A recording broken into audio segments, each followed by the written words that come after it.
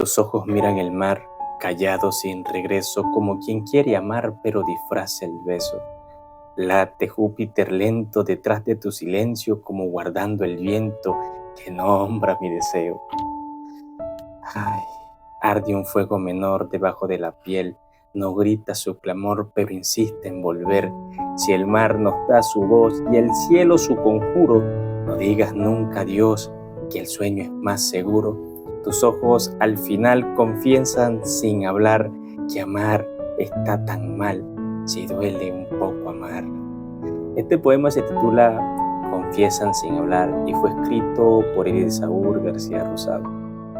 Si llegaste hasta aquí, coméntame, confiesa.